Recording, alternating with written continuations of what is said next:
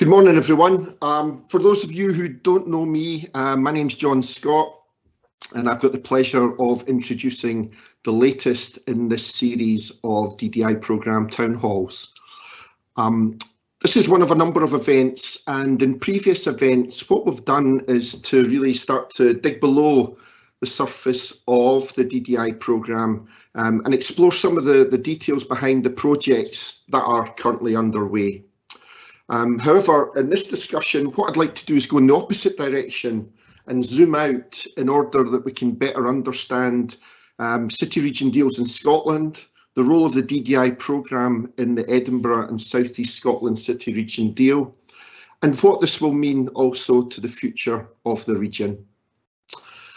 To help me explore these points this morning, I'm delighted to be joined by my esteemed colleague, Andy Nichol. For those of you who do not yet know Andy, he leads the PMO team across the entirety of the Edinburgh and South East Scotland City Region deal on behalf of the various City Region deal partners. Andy's worked variously in central government, local government and in the private sector.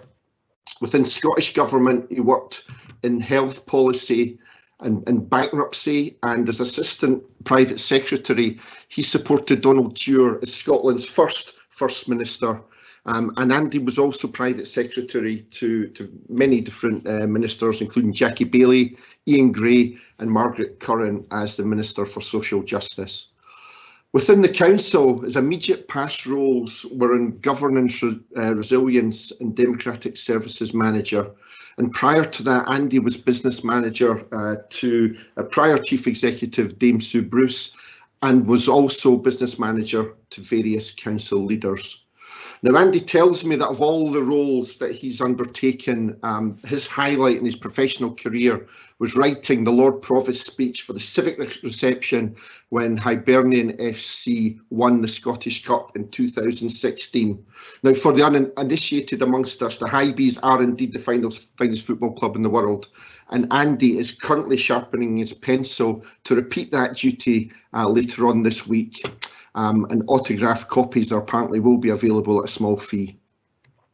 Outside of work, Andy is father of 3 teenage girls, a full-time job in itself from someone who's only got 2. And he also, in terms of other activities, sits on the adoption, fostering and permanence registration panels. Andy, welcome and thank you for taking the time out from your role in the PMO and your speech writing duties. Yeah, thanks very much, John, for that build up and introduction. That's probably the most generous introduction that I've had. I do, of course, hope for the right outcome on Saturday. My speech writing duties have been put on hold because in terms of the COVID restrictions, we've been in touch with Easter Road, and it will be delayed until probably end of June for us to be able to have the civic reception in the proper manner that we would like to do so. So I'll make sure you get an invite, John. Thank you very much. That's very good of you. So we're going to go touch on a few areas this morning. If anyone has got any questions arising from today's discussion, then please drop them into chat and we'll just address them as we go. So to kick off, Andy, how did you come to get involved in the Edinburgh and South East Scotland City Region deal, and how would you describe that role? Yeah, Thanks, John. I mean, I suppose it wasn't a sort of a deliberate career choice, and in fact, if truth be told, it was one that when your chief exec sort of taps you on the shoulder, you know, you're made an offer that you can't refuse, you know, and when you're moved into a role ahead of the sort of the proper and the formal recruitment, you think, wait a minute, there's something needing picked up here. It's needing a bit of grip. And I think probably as background to that, our deal had a sort of a long genesis. I think once we got the heads of terms agreement signed back in summer of 2017, there was probably a collective mopping of brows. I think it was signed on the last day before Parliament rose for the summer. So I think everyone sort of congratulated themselves, went off on their summer holidays, job done. And then when they came back, sort of August, September, realised actually we've got, a real amount of work to do to move from heads of terms to getting a full deal document and the deal signed. So hence I was sort of moved into the post by the chief exec, and I think probably part of that is, as you've touched on, is some of my previous roles having interacted with Scottish and UK governments, and that was going to be required in that sort of negotiation period. But in terms of the role itself, in some ways, it's a bit of just sort of being the band leader or the conductor. In some senses, our governance arrangements they're robust, and necessarily so, but they are pretty fearsome, so you can often sort of feel as if you're almost a bit like an after-dinner speaker, having to go to each of these boards and to make sure that they're connected and that they're all hearing what's going on at the centre. An element of that is a bit of sort of troubleshooting, but also, trying to smooth the passage of things, trying to spot opportunities across the different boards and themes. Sometimes, you've got to pick a fight as well at the right time. So I mean, the role, it's thoroughly enjoyable. Particularly since we got the deal signed. The period between heads of terms and getting the deal signed was more challenging, but because of the governance that I've described, I have access to 6 political leaders, to 6 chief executives, the university principal, the key executive directors for the sort of the placemaking functions across the city region. So when you're interacting with them, on a daily basis, it's both a blessing and a curse. It's a real privilege, but you've got to make sure that you're on message at all times. So that's probably about the background as to how I came to the role, John. That's great, Andy. Thank you very much. So I guess within this role, it provides you with quite a lot of visibility across city region deal activity in Scotland, and also growth deals that have been agreed across Scotland as well. I was wondering if you can just give us a little bit of an overview of city region deals and growth deals, and in terms of our deal, what's our relative progress to date? No. I suppose it's worth maybe stepping back and sort of saying, that the city region deals themselves, certainly in Scotland, were both born and then reborn out of national political events. So people will remember that the first time that these began to be spoken about in Scotland was really on the back or just prior to the independence referendum in 2014, and Glasgow got a city region deal at that point. From then on, everyone began to sort of try to advance their case for getting something similar. It probably took the 2017 snap general election, when Theresa May went to the polls and had to be shored up by the Democratic Unionist Party in Northern Ireland.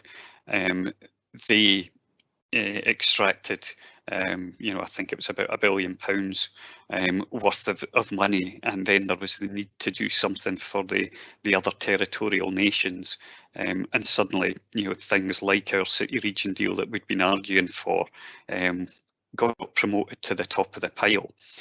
So, 2014 to 2017 to get to heads of terms, as I say, took a long time, but with the benefit of hindsight, and you wouldn't design it this way, but it's actually been quite advantageous because it meant that all of the partners were working together throughout that period.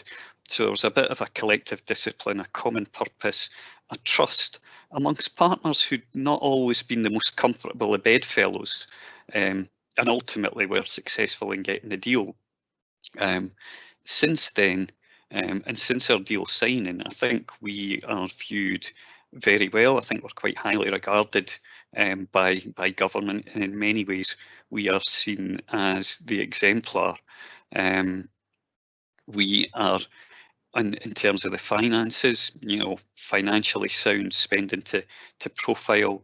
It's probably worth saying that, if you're comparing and contrasting city, region or growth deals across Scotland, they're not uniform.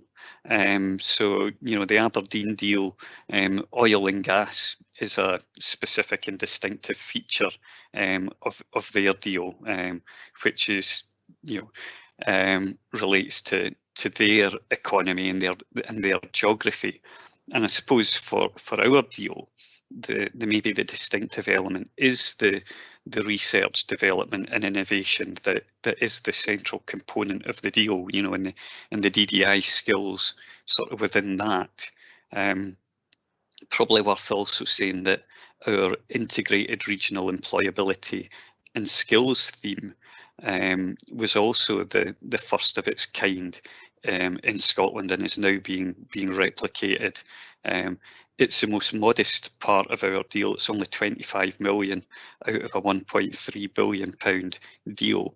It's the only revenue element, but it's very much the glue to our deal.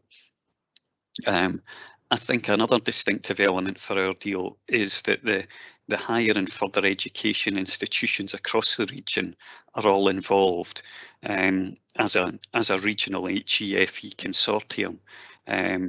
And that consortium is a signatory to the deal alongside Scottish and UK government and the 6 local authorities that are involved. And I think it's probably fair to say that the engagement between the HE and FE sector across Scotland isn't the strongest. And I think it's probably fair to say, if I'm going to be a wee bit provocative, I don't think it was that great in this city region prior to the city region deal.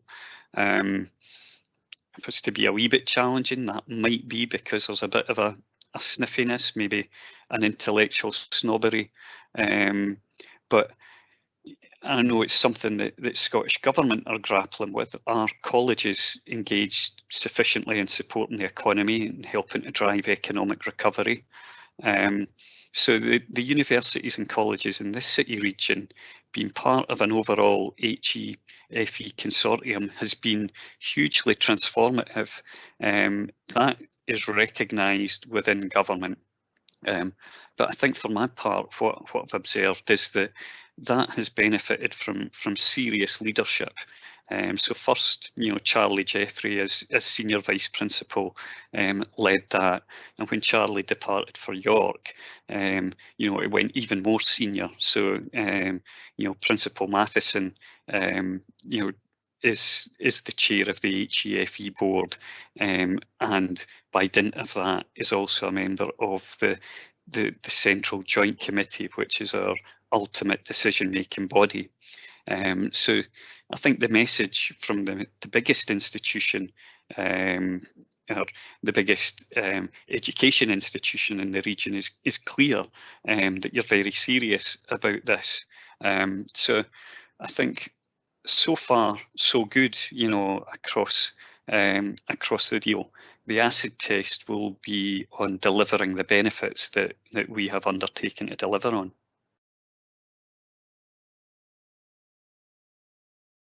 Absolutely, Andy, and a very pertinent challenge that we need to bear in mind as we move forward with the programme. I guess the audience will be aware that the City Region deal is a multifaceted long-term initiative. or certainly long term in the I guess in the timescales with which we've maybe worked in the past. How would you describe progress on our deal to date? Is it where you want it to be?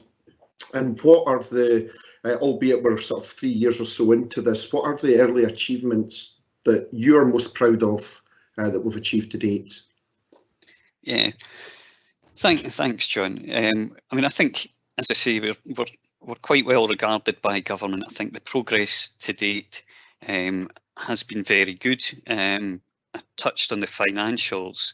That alone sort of sets us apart. Other deals have really struggled to make the progress as they projected, to spend to profile, and that causes huge challenges for government in having to, to rejig their funding lines. So just by being able to do that, we set ourselves apart. So you're right, we're less than 3 years in now. We'll have our 3rd anniversary in August. We've got a joint committee coming up on the 4th of June. There's a couple of business cases coming to that. One in particular, the Food and Drink Innovation Hub. And if that is approved, then basically, around about 95% of our directly controlled projects will have had business cases approved. So I've done that sort of less than 3 years in a 15-year deal, is very pleasing. In terms of what I take most pride from, it's obviously been a challenging period with the pandemic. So, the fact that we've managed to continue to keep the show on the road and to make the progress that we have is great. But we were able to sort of to pivot and to use some of the different themes to assist in the sort of, in how we coped and how we planned for economic recovery. So, the skills programme, within a fortnight of the pandemic being declared, had created a dedicated jobs portal. I don't want to say for boom industries, but that was for folk who were being furloughed and maybe things that food delivery and stuff, health and social care, where the opportunities were presenting there. So that dedicated jobs portal being up and running was helpful to a great number. Touching on health and social care, it also enabled us to start making progress with a dedicated health and social care skills gateway, because we've sort of proved through our deal that the skills gateways that we have in sort of housing and construction innovation and data-driven innovation work. So so do that for another sector that has come to be much more important because of the events. There was also grants given out for micro businesses, on the DDI side. Datalock was supporting the national research into the COVID outbreak, and I know through your programme, John, as well, you also made regional recovery grants available. On the transport theme, the regional partners worked together to support measures for bus priority rapid deployment. So I'm proud of the way that we we managed to flex things. But overall, excuse me a second. Excuse me. I mean, I'm a firm believer that relationships and human connections are central to everything, and I'm therefore most proud of the regional cohesion that has both been developed and that we've continued to maintain. So the governance of the deal is now being sort of utilised for the development of a regional prosperity framework. We've never had even a regional economic strategy across the region because all of the partners have been protective of their own independence. Now, we're not threatening that independence, but the purpose of creating a regional prosperity framework is to build upon the regional collaboration created by the deal and the successful delivery of cross-regional projects, and now to embark on a sort of a new relationship with Scottish and UK governments, with the national agencies, regional partners, so Scottish Enterprise, Transport Scotland, Skills Development Scotland, if we're going to properly align strategy, investment, funding to deliver the prosperity and well-being that we intend to do, both across the region and for the rest of Scotland. So I probably thought that region, or I hoped that that regional collaboration is something that would have developed naturally over the 15-year lifetime of the deal. But I didn't think it would have happened so soon. And the fact that we're looking to finalise that regional prosperity framework, before our 3rd anniversary of the deal, is hugely encouraging, I think, for the region. No, indeed, Andy. No, it's absolutely great. And as someone who's been involved in the development of that, there's a lot of good work being put in by lots of parties to get to that sort of collaborative view of the future prospects for the region. So, Andy, I want to drill in a little bit into the DDI programme in the context of the of city region deal activities. But there's a couple of questions popped up I just want to address with you just before we do that. You mentioned earlier the other deals that are ongoing across Scotland. Do you foresee areas of opportunities emerging for collaboration with those partners who are delivering other deals? Thanks, John. I suppose if I'm going to be a little bit critical, I think the race across Scotland to get saturated coverage of city region deals or growth deals, I'm not hugely supportive. I understand the politics that are behind that, but to me that sort of detracts from investing in your firm believer in sort of growing the cake, before you can then sort of spread it better. But there will be areas of opportunity where we're not always, in terms of all of our regional structures, coterminous. So, West Lothian, for example, are in a different education collective, so they look west in that sense. We're also straddled by two of our partners, both to the north and the south. So Scottish Borders and Fife have a foot in two city region deals. So Scottish Borders are in the borderlands, which, with Cumbria, Northumberland, Dumfries and Galloway, and Fife are also involved in the Tay cities. And that's actually quite interesting because the way that our leadership works, we have a rotating annual leadership, so that it's not seen to be City of Edinburgh Council dominated. City of Edinburgh Council did lead it for the first year, but that's purely on alphabetical terms. It was a happy coincidence in that way, and maybe there's something tactical in whoever actually named Edinburgh back in the day, that that they named the council City of Edinburgh Council, because that got us in ahead of East Lothian. So Edinburgh chaired it for the first year, East Lothian, but it's now Fife are in the chair, and that's interesting as well because it gives sort of insights into where they are with the Tay cities deal and if there's any opportunities there. But we also need to to work with the with the biggest beasts, and and looking at the Glasgow City region deal as well. I mean, if we can get things to work across the M8 corridor, that gives us the huge sort of labour pool as well, that puts us on a greater position in terms of an international scale. So so there are opportunities there. I think that a lot are learning from us in terms of the skills programme. Look enviously at the at the HEFE component of that, but also benefits realisation. That was something that that the deal programme generally, and government in leading that, got a bit of criticism from Audit Scotland about, was that, you know, you're racing to get this saturated coverage of deals.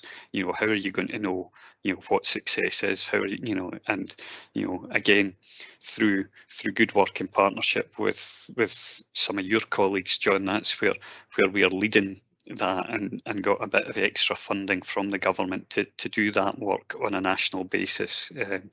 You know, so yeah, so there are opportunities that are presenting.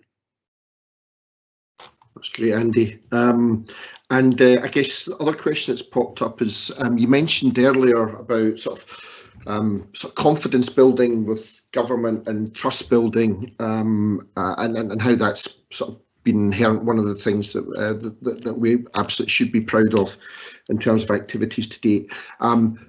Could you just describe for everyone the importance of spending to plan from a government perspective, and why this is so key for those guys?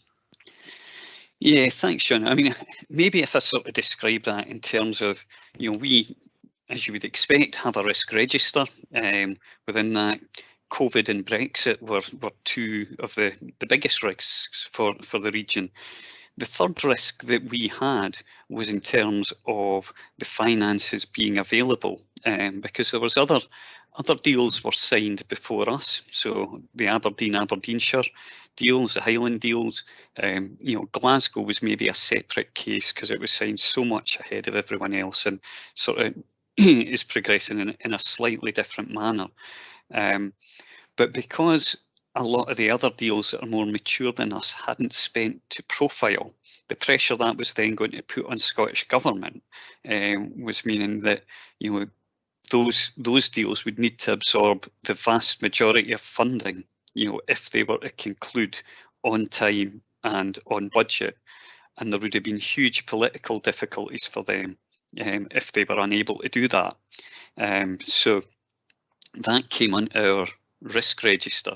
The good thing for us is that because we've always spent to profile, and indeed in the last couple of years have accelerated our spending, I think they know that they've not got a leg to stand on, and would be, you know, in for a hell of a fight were they to try to, you know, to reduce what we had, you know, had done. So that puts us in a great position, but we would be in a much weaker position, you know, if we'd been overly ambitious or unable to spend. And the fact that we were able to accelerate spending despite the pandemic, and, you know, if I use the Robotarium, you know, was a timely one, that it's now in the construction phase, but the 2-month construction stand down pushed in the last financial year a lot of the heavy construction costs that were programmed for February and March in the last financial year into this financial year.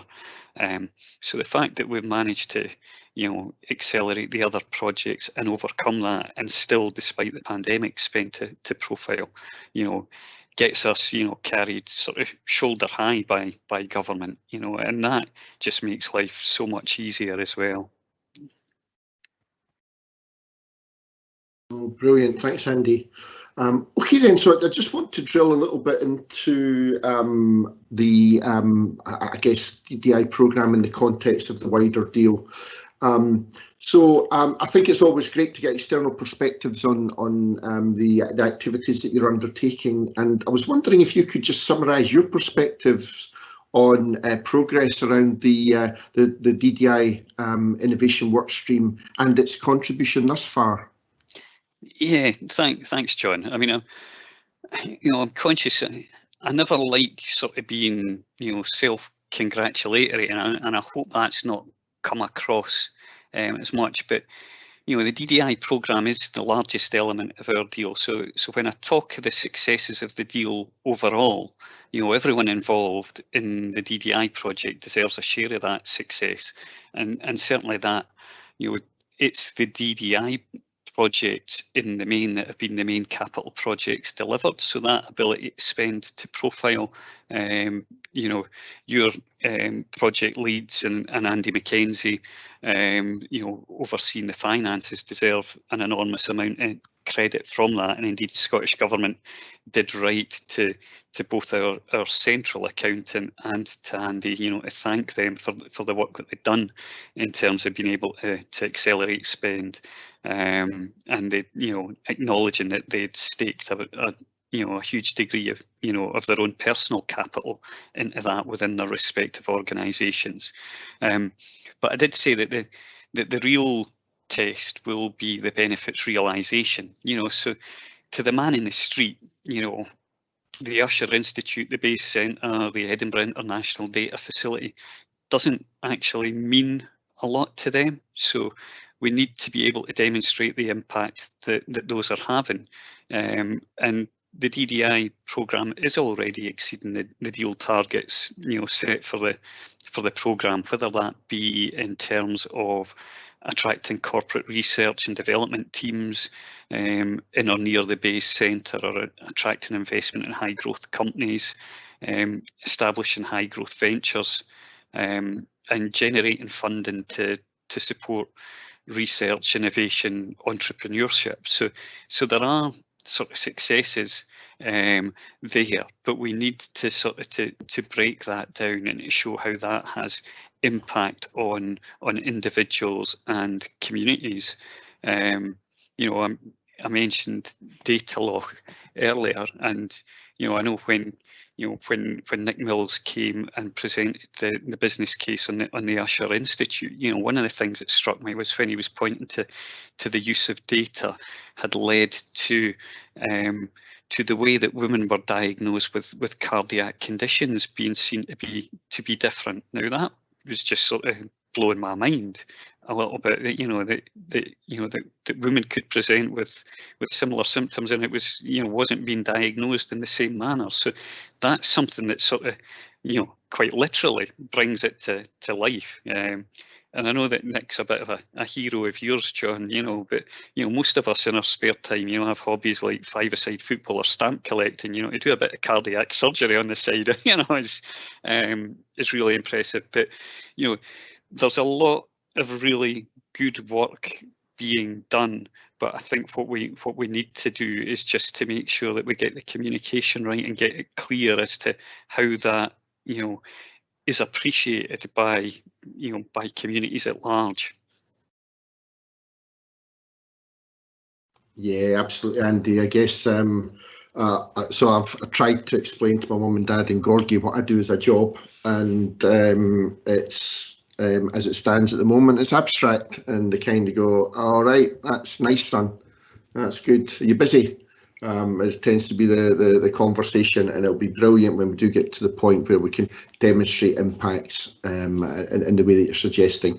And yeah, I think, sorry, just to come in there as well, you know, yes, your test of what does it mean for an 80-year-old person living in Gorgie, you know, is pertinent, but equally, you know, our political lead at the moment, you know, the leader of Fife Council, or co-leader, Councillor David Ross, no matter what business case comes up, you know, will be, aye, very good, but what does it mean for the people of Fife, you know, and it's that, what does it mean at a local level, but also that reinforces the regional nature of the deal as well, you know, that we need to be, you know, careful. It's not just seen as being Edinburgh centric, you know, and I think, again, some of the work that the university is doing with, you know, out in the other parts of the region with Fife College, with Borders College, etc. That's very important in this if we're going to take the partners with us. Yeah, good point, well made, Andy. Absolutely. Andy, I'm getting the sense that we're off to a decent start. We've got things mobilised, and that transition towards impacts is going to be the key measure of success going forward.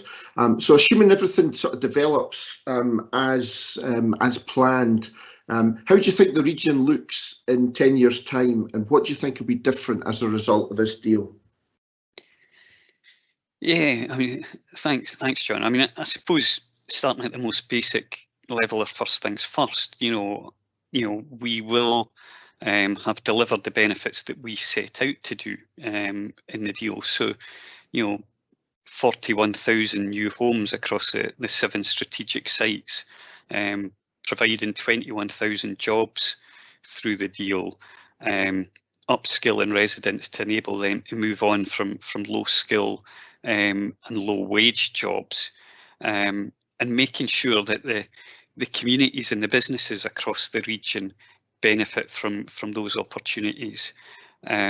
Inclusive growth was the central driver for our deal, and I think what brought that clearly into focus and quite powerfully, a point powerfully made, was the fact that roughly 20% of kids in Edinburgh are educated privately, yet 20% of kids in Edinburgh live in relative poverty as well. Now that's quite a stark comparison. I know it's too simplistic, to just say, oh, swap one for the other. That's not what it's about.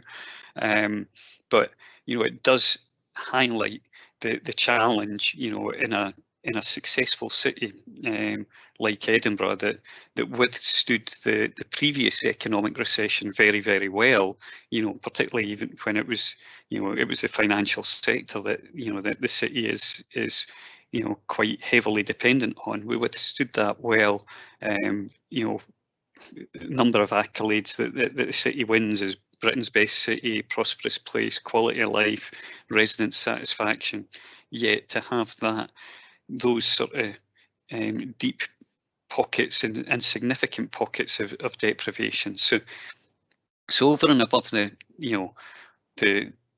benefits that the deal itself will deliver, I think it's clear that this city region is key to our national recovery.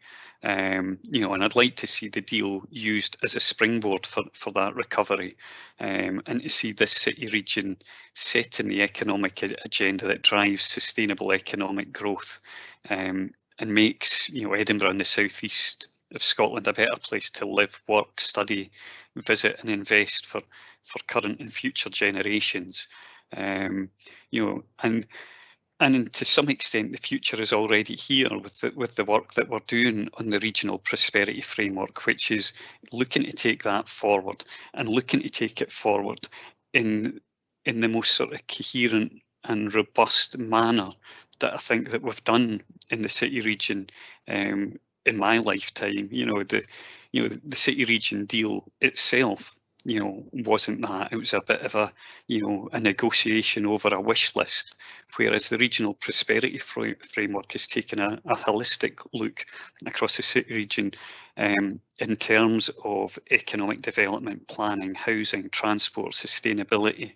So by doing that, I think that we very much put ourselves at the head of the queue, in the vanguard of sort of being able to influence proper regional approaches being taken. And I mentioned, for that to really work, we need to have serious conversations with government and the national agencies about, having the right level of resource. Now, they'll not, folk will be reluctant to come to the table and to trade away, their spending power or whatever, or their control over it.